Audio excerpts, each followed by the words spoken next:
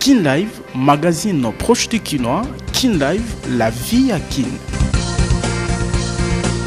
Bande ko balandi pe matondo na fidélité bozali ko renouveler mikolonio sur la manaka Kin Live bansango na mukuse yango yo CNDH lingi ko funda na ba instance internationale mabunga to ba violation ya makoki ya moto o ezali ko salama na Est Colo Congo démocratique.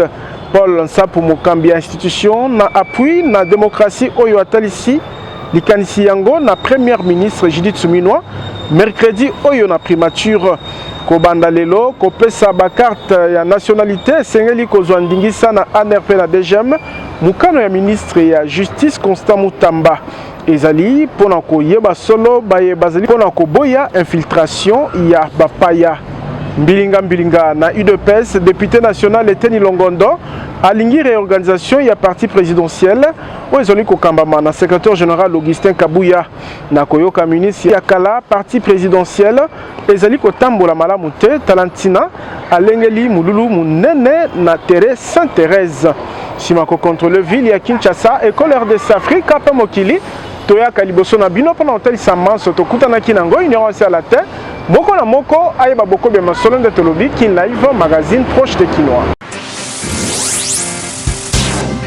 Kin Live, magazine proche du Kinois. Kin Live, la vie à Kin. Ba papa ba mama bana ya Congo démocratique bipai biso bozali kolanda manaka Kin Live mbote na mabota na bino pe boye malamu édition lelo ekofungwama na bilili oyo CNDH linko funda na ba instance internationale mabunga to ba violation ya makoki ya moto o ezali ko salama na Est Colo Congo démocratique. Paul Nsapu Mokambi ya institution ya appui na démocratie oyo atalisi likanisi yango na premier ministre Judith Suminwa mercredi oyo na primature.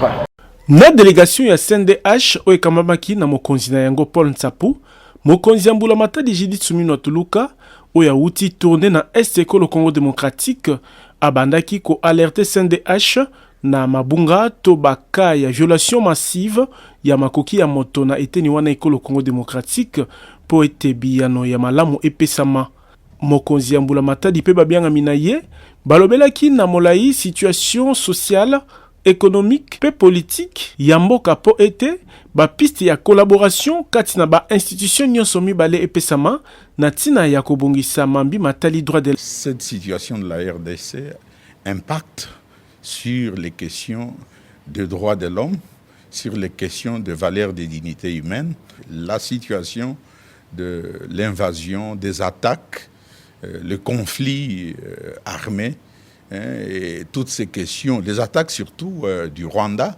et même de l'Ouganda. Vous êtes sans ignorer que nous sommes attaqués, nos populations subissent vraiment des conséquences énormes à l'est du pays. Et c'est dire que de ce côté-là, la situation n'est pas guère reluisante et nous sommes en train de nous organiser pour argumenter davantage et nous présenter au niveau des instances internationales. L'homme Mokambi ya institution ya appui na démocratie Paul Nsapu atalisi na mama mokonzi ya mbula matadi bakokoso CNDH ezali na yango pe premier ministre alaki komi pesa na tina ete CNDH ekokisa etinda na ye lolenge sengeli. Nous avons aussi parlé du fonctionnement, des difficultés qui sont celles d'une institution comme la nôtre et par rapport aux attentes de la population, aux attentes des autres collègues responsables des institutions publiques. Délégation ya Paul Nsapu etikaki primature na esengo kolandisama na masolo ebetami na premier ministre Judith Suminwa tuluka tolobi Tibokoyoka. Etumba ya première dame Denise Nyakeru Tshisekedi pona kobundisa bokono ya drépanocytose ezali kokoba mardi mokonzi ya mbula matadi Judith Suminwa ayanganaki na molongani ya mokonzi ya mboka na cadre ya ba plaidoyer asalaka na compte ya fondation Denise Nyakeru Tshisekedi. Mokonzi ya mbula matadi Judith Suminwa tuluka azalaki na liyangani ya mosala na molongani ya mokonzi ya mboka Denise Nyakeru Tshisekedi.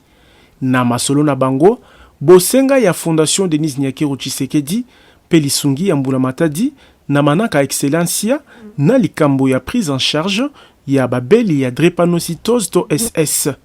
Liyangani oyo esalemi kolandisama na posa ya molongani ya mokonzi ya mboka ya kolandela bosenga asalaka na cadre ya fondation na ye pe azali kozela biano malamu na Judith Suminwa Tuluka. Joël Makubikwa, coordonnateur ya fondation Denise Nyakiru na ngambo na ye, alobeli impact ya plaidoyer na likambo etali babeli ya drépanocytose, première dame asalaka. La distinguée première dame, comme vous le savez, elle porte la question de la drépanocytose. Elle a un plaidoyer qui porte sur 7 points. À ce jour, on ne peut pas dire qu'on est déjà arrivé, mais on n'est pas non plus là où nous étions il y a 5 ans. Aujourd'hui, sur les différents plaidoyers que porte la première dame, on a pu voir dès l'instant où elle a pris cette question en charge. Il y a la question de la sensibilisation, il y a beaucoup de structures, il y a beaucoup d'ONG qui aujourd'hui parlent de la drépanocytose, ce qui est déjà une très bonne chose, une très bonne avancée, parce que plus on parle de la question, plus on sensibilise et de meilleurs résultats on va avoir sur le terrain. Mokonzi ya Mbula Matadi Judith Suminwa pe molongani ya mokonzi ya mboka Denise Nyakiru Tshisekedi balobelaki pe ntina ya kopesa maboko na manaka excellencia oyo fondation DNT epesaka ba bourse d'études universitaires na bitelo ya kati ya mboka pe ya mikili ya libanda. Na mbula mitano programme excellencia ezali déjà na 313 boursiers et lobby coordonnateur ya fondation Denise Nyakiru Tshisekedi. Le programme Excellencia aujourd'hui c'est après 5 ans, donc notre 5e édition, nous sommes aujourd'hui à 313 boursiers qui sont inscrits à l'international tout comme dans nos universités locales. La plupart d'entre eux sont des meilleurs dans leurs universités, dans leurs filières. Ils font partie des meilleurs qui sont formés. Excellencia après 5 ans, c'est aussi des jeunes qui reviennent au pays pour faire des stages, mais aussi des locaux qui sont déjà là, qui sont en train de rallier formation académique et formation professionnelle pour qu'ils puissent être vraiment très très utiles, parce que l'objectif c'est de créer des citoyens, c'est avoir des citoyens qui vont présider à la destinée de notre nation. Namisu ya ministre ya Bokolongono ya Nzoto, ministre ya Malakisi ya Likolo pe ya EPST nde mokonzi ya Mbula Matadi pe mokonzi ya fondation DNT balobelaki na molai ba plaidoyer ya molongani ya mokonzi ya mboka tolobi Tiboko Yoka. États-Unis ezali déterminé ya kokoba na collaboration to boyokani na Mbula Matadi ekolo Congo démocratique mingi penza na mayematali formation ya police sima ya kolongwa ya MONUSCO na tina wana Lucie Tamley, ambassadrice ya États-Unis na RDC, ayambamaki na vice-premier ministre ya intérieur et sécurité Jacquemain Chabani. Na mutu ya ministère o ya mutu ya uta baposo mibale na ndambu, vice-premier ministre ya intérieur et sécurité Jacquemain Chabani ayambi mardi na ndaku na ya mosala ya immeuble ya territorial Lucie Tamley, ambassadrice ya États-Unis d'Amérique na ekolo Congo démocratique. Bakonzi nyonso mibale balobeli na mozindo bokobi ya boyokani kati na ekolo Congo démocratique pe États-Unis ndakisa na likambo etali formation ya police na koyoka Lucie Tamley bokutani oyo ezali na cadre ya renforcement ya manaka ya formation ya police ya proximité sima ya kolongwa ya MONUSCO. C'était un entretien une visite de courtoisie avec le nouveau ministre pour renouveler les contacts avec lui, pour le féliciter, mais aussi pour réitérer notre volonté de travailler très étroitement avec lui et toute son équipe. Nous gérons déjà un programme assez important d'assistance pour la police nationale, un programme de formation, un programme d'équipement, un programme pour aider la police de proximité. Nous avons parlé un peu de l'importance d'avoir un dispositif de police pour remplacer la MONUSCO à le départ de MONUSCO et nous étions, nous deux, totalement d'accord que ce que la population veut, c'est la présence de la sécurité civile pour sauvegarder la communauté. Donc voilà, c'était une très bonne discussion. Lucie Tamley, akobi kotalisa ete États-Unis mboka na ye ezali pene ya kokoba na partenariat na ekolo Congo démocratique na tina ya kopesa ye maboko tolobi Tiboko Yoka. Kobanda lelo kopesa bakarte ya nationalité esengeli kozwa ndingisa ya ANR PDGM mukano ya ministre d'État ya justice Constant Mutamba ezali pona koboya infiltration ya bapaya na mboka. Wuta basanza mbula matadi ekolo Congo démocratique epesa nzela pona délivrance ya ba carte d'identité congolaise ngonga moke sima mokonzi ya mboka Félix Tshisekedi ko inauguré misala o esimbami na ONIP na molongo ya baibasila kozwa ba carte ya mutu ya oyo ba officiel to bakonzi na bapanzi sango. Wana population ya Kinshasa kozela identification pe enregistrement yambo ya kozwa carte d'identité, ministre d'État ya justice Constant Mutamba na nzela ya communiqué na ye atalisi ete kobanda lelo yambo ya kozwa carte de nationalité congolaise esengeli na avis favorable ya ANRP ya DGM mukano oyo ezali pona kobundisa infiltration massive sima batu o balongo banite kozwa ba carte d'identité congolaise na yango. Ministre d'État ya justice abengi ba service ya ANRP ya DGM ya koverifie na bokebi ete baebanso bazali kosenga ba carte ya nationalité bazali na nationalité congolaise. Tolobi Tiboko Yoka.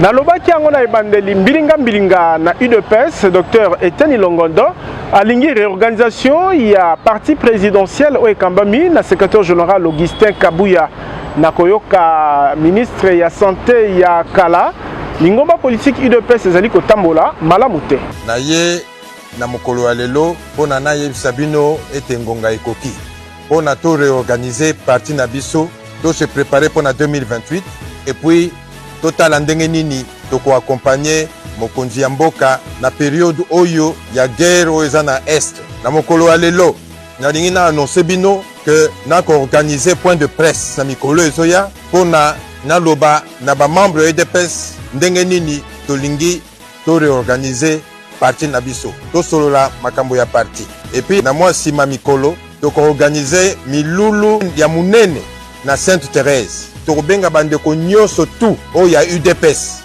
nayebi que 95% ya ba membre EDPS baza frustré pona ndenge parti eza kokambama tokokutana en famille na Sainte Thérèse pona to solola makambo ya parti jour wana tokokoma memo moko biso nyonso tout et puis moto na moto aya na bic na ye aya na stylo na ye oyo akokoma kombo na ye et puis a signé memo wana tokotinda pe memo wana na ba fédération o ya intérieur ba fédération ya intérieur ba ko signer bango nyonso tout na ba représentation na biso na étranger ezala na France ezala na États-Unis ezala na Afrique du Sud ezala na Canada ezala pe na mboka mosusu ya étranger bango pe ba ko signer memo wana batindela biso na ko senga na bino bobanga te ba membre exécutif ya Ligue des jeunes ya Ligue des femmes ya Force du progrès ba parlementaire debout ba mouvement associatif boya mokolo wana tokosala memo na biso nyonso tout bana UDPS en famille parce que 5 ans pona kosila nango eza mingi te il faut to banda réorganisation wana sikoyo nangabu na secrétaire général ya UDPS Augustin Kabuya abengi ba combattant pe ba combattante ya kolanda Etienne Longondo te pona ye azali moto o bazali ko utiliser na batu mususu senga bino nyonso botikala disciplinaire boyokisa mokonzi ya mboka soni te parce que nayoki botangi ndeko na biso Etienne nga nakoyebisa bino ke bolekisa ta na bino kuna te bolekisa ta na bino kuna te c'est un innocent o babemisi munduki me ayebi objectif ya munduki wana te c'est un innocent IDPS viva même entourage na ye nazana information nyonso aza auteur ya mukanda wana te mais bayebisi eke signé a signé même l'entourage na ye aza ko reprocher na eloko wana mais eloko ni na ye koloba eza place oyo nayebisaki bino ke y aura des moments où nous allons traverser des zones de turbulence nayebisaki bino yango toza kokende ntango nazoyebisa bino ke to attriste mokonzi ya mboka te puisque le président est très concentré na situation oyo ya guerre oyo eza kosalema na est le chef de l'État, son Excellence Félix Tshisekedi, n'a pas le temps. Il y a ayoka lisusu ke na parti o ya yemoko mobulu ezali. Pourquoi on a lobby que aza innocent? Bato basali mukandwana baniyebi. Démarche pe baza ko poursuivre bayebi yango. Naza au courant ya babiloko nyonso wana. Ekosuka kaka ndenge wana te. Na complexe scolaire Sainte-Thérèse de l'Enfant Jésus, Mubu ya Malakisi 2023-2024, suki na isengo pe na kimia bayekoli oyo bapase bakelasi basilaki kozwa bapoint na nzela ya mululu ya programmation elengelamaki na kati ya école wapi sœur directrice Thérèse Mampuya abengi baboti ya kokoba na encadrement ata na eleko ya vacances. Sima basanza libwa ya Malakisi, complexe scolaire Sainte-Thérèse de l'Enfant Jésus, et siliko clôturé mardi 2 juillet, Mubu ya Malakisi 2023-2024, engabene calendrier scolaire Mbolamata dia Pesaki. Molulu esukisi misala na etelo o ezomi na commune Ngalima, et simba maki na bangongami bale ya Makasi. Ba discours ya ba président, ya ba élève, ya comité des parents, pe ya direction. Wanaye kozwa maluba, Orley Mbumbu Dinzugu Wanda, président yaba élève ya complexe scolaire Sainte-Thérèse de l'Enfant Jésus, apesaki matondi na bakambi, balakisi, baboti pona komi pesa na bango, natina ete bana bazwa formation ya qualité. À travers ce mot qui marque la fin de l'année scolaire 2023-2024, en ma double qualité du président des élèves et finaliste, je remercie au nom de tous les élèves du complexe scolaire Sainte-Thérèse de l'Enfant Jésus, d'abord l'Éternel Dieu de nous avoir protégés durant toute l'année scolaire, mais aussi à la révérende sœur directrice Thérèse Mampuya, à toutes les révérendes sœurs, au personnel administratif, à nos chers enseignants ainsi qu'à nos aimables parents. Vous avez été d'une grande importance pour notre éducation durant toute l'année. Malgré nos caprices et faiblesses, vous étiez toujours là pour nous former et montrer le chemin à suivre. Trouvez ici toute notre gratitude pour vos multiples sacrifices consentis. À nos petits qui vont rester, demeurez disciplinés et polis vis-à-vis de nos enseignants, mais aussi de nos aimables parents. Président du comité des parents Passia Makembi, na kombo ya baboti banso, atondi école pona boyokani malamu. Surnuméraire ya Sainte-Thérèse, Madame Lina Luwa Unangambu na ye, atondi baboti pona molende batalisaki mbula mobimba, pe abengi bango ya kokoba na encadrement ya bana na eleko o ya vacances. Sima, sœur directrice Thérèse Mampuya asalaki proclamation ya ba 3 premiers ya classe moko na moko o ya pesaki ba cadeau lolenge basali bokeseni. Sœur directrice ami pesi pe longonia lolenge atosi mitindo ya gouvernement. Nazana esengo parce que to respecter ndenge bakonzi ya ekolo basengaki biso na date ya le 2 juillet toyeba ko clôturer l'année scolaire 2023-24. Bana bazokende vacances na lobi kaka na baboti bakanga maboko te bayeba ko surveiller bana na ezali te ke bana bazana vacances batika bana basala lokola bango balingi te. Discipline ezalaka partout, même pendant les vacances bayeba ko surveiller bana biso totiki bana bakei bien bana pe bazongela biso malamu. Na ambiance kitoko nde mululu o esukaki na esengo ya banso ya koyeba ezali ete bozongi ya Malakisi pona mubu 2024-2025 ebongisami pona le 2 septembre ezali koya. Tolobi Tibo Koyoka. Nsango ya pasi officier ya FARDC asiliko zongisa molimo nankolo wana ye na file d'attente na banque kozelaka misolo ya lifuti na ye na koyoka ba témoignage lipinga oyo azalaki kobela kasi azui secours ya FBN Bank te.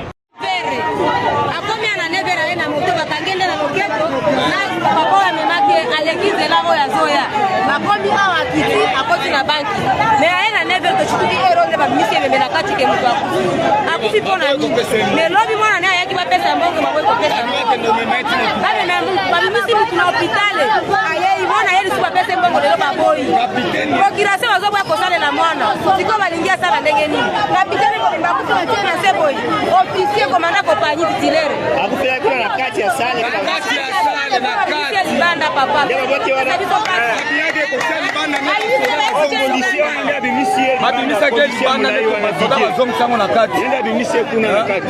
Kobembuka na mikili ya États-Unis, Canada, Europe na espace Schengen peut bipa na bipa comme possible. Na zela ya agence de voyage Tour du monde service ou ezali ko pesa ba visa na moto nyonso o alingi ko voyager. Yasika eye na agence de voyage Tour du monde service.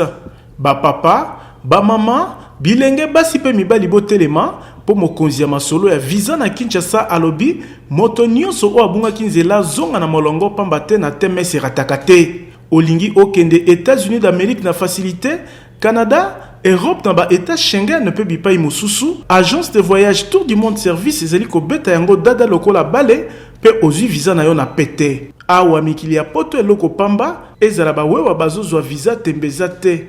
Po Tour du monde service evandisa masolo ya assistance visa na professionnalisme nyonso. Ndenge ye moko le DG le plus compétent Jean-Pierre Basanga Lobaka. Quand on connaît, quand on connaît pas, on apprend. Talawewa a komi canadien na pete. Kobuka na tendeko, olembi koluka visa na ngomba ya mangengenge na ba jeune pe prière, tana yo ekoki pour agence de voyage Tour du monde service mopangusi pizoli aye. Ozo luka visa en singleton, couple to libota mobimba, na TMS visa zo pesama. Merci vraiment na agence la TMS na oba sali pona ngai. Promotion pe ezali olingi visa d'études na Canada, États-Unis d'Amérique pe Europe ezopesama na $1,200, visa touristique na $1,100. Bureau ya Tour du monde service ezali na numéro 5151 ya balabala Kasavubu, quartier Matonge 1 commune ya Kalamu, référence Carrefour des Jeunes. O tolobaki te. Tolobi Tibokoyoka. Kin Live, magazine proche de Kinois. Kin Live, la vie à Kin.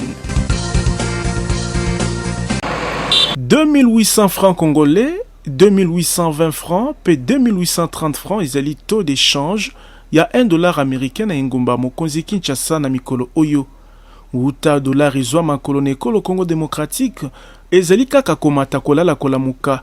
Likambo oyo kotisi pasi na mabota na lulenge na bango ya kobika kotala ndenge talo biloko imatina wenze. Bakomele san bakomi komona boile na mimbongo na bango pamba te batekaka na franc congolais kasi marchandise bazali kosomba na dollar américain. Toza na koko soma kasi. Mona ta mutsu na 100,000 francs moya somba bilamba ni balemi satu ezate mona somba ka DP sa vient ki. Et pourtant 100,000 francs ezaki de 4 pièces na ninga $10 eza na 20,000 na ninga kala meto comprendre te système ango. Au lieu de dollar ekita mais dollar rezo matakaka. Bakuna mususu basengi gouvernement souminois ya kozwa likambu ya bomati ya dollar lokola moko ba priorité. Toyeba kala toyeba ke soki mbongo eza circulation mingi dollar emataka. Mais lelo to comprendre te bola ligala bo dollar rezo mata. Mais circulation mbongo sur les marchés, mbongo rezo circuler te. Mutu nyonso akolinga changer dollar place to oya likolo ezali. Ndenge za na 28 300 boye mutu ako changer place à 27 te. Mutu nyonso o la place to eza ya likolo.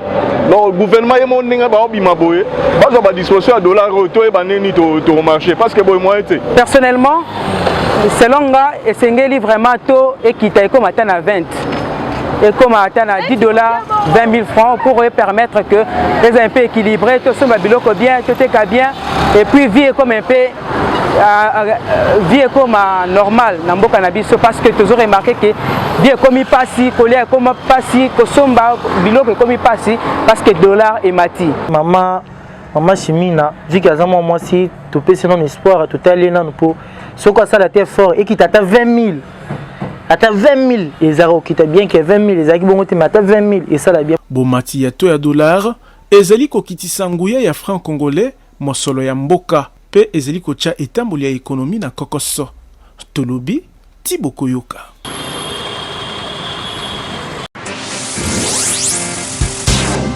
Kin Live, magazine proche de Kinois. Kin Live, la vie à Kin. Na molongo ya babalabala ebebi na ingumba mokonzi Kinshasa kabinda pe ezeli na kati. Nzela ya motuya oyo ekatisi ba commune misatu Lingwala Kinshasa pe Barumbu ekomi na eta ya mabe makasi ndakisa awa na bokutani na yango na plateau.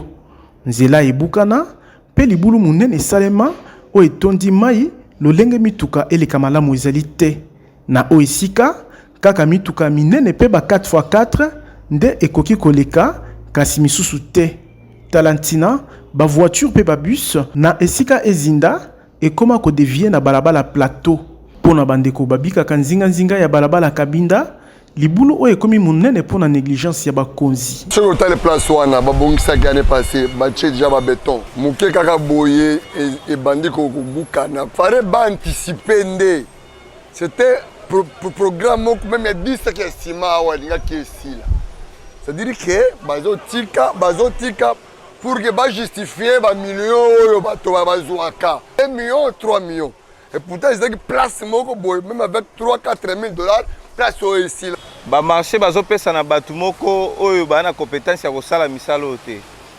Comment est-il possible que bozo sala misala nzela o ba otobongisa ngo kalate awa mais et baby où sont des gens qui sont censés ya kosala makambo oyo siko bazozela nini nzele koma à quel niveau pourvu que babongisa olumande sili otiki Kishasa boye na soni na mawa na ba pays mususu ke mona ba biloko faut que na ba bali mais à plein centre ville tango bilanda tikimbo kobeba ya balabala Kabinda ebebisi pe mimbongo ya bamama ebele lokola bateki ya mapa oyo ba activité na bango ezali lisusu kotambola malamu te tande tola isa ba mapa eza ya kolala moye eza te Kabinda peze okiozala bo Kabinda route principale peze okiozala bo bakosibata makambo to eza politique te ni te tango Kabinda ezalaka boye te tandenge totiete mabana bakoni pona koluka toluka ta ne fiske bakria bakota basombela biso mapa babongisa ya biso Kabinda ezonga ndenge ezalaka na tango ya Kabila balabala Kabinda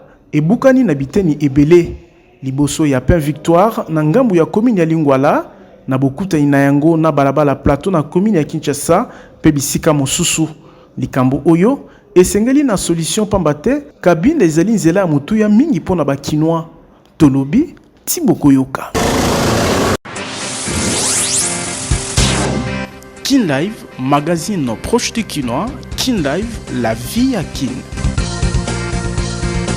Awande magazine Kin Live Vesuki, tozalaki na sengo ko présenter bino ango na kombo ya équipe technique rédactionnelle totonzi bino botondi sima caméra ezalaki Fabrice Bengo kasi bakoni ya diabète, tension pe bakono ya ndenge na ndenge bobengami na club de santé. La santé c'est la richesse et pas ya Dr Brian pambate kuna lobiko ezali kopesama botikala na kimena mabota na bino Kin Live ezali kokoba. Kin Live, magazine proche du Kinois. Kin Live, la vie à Kin.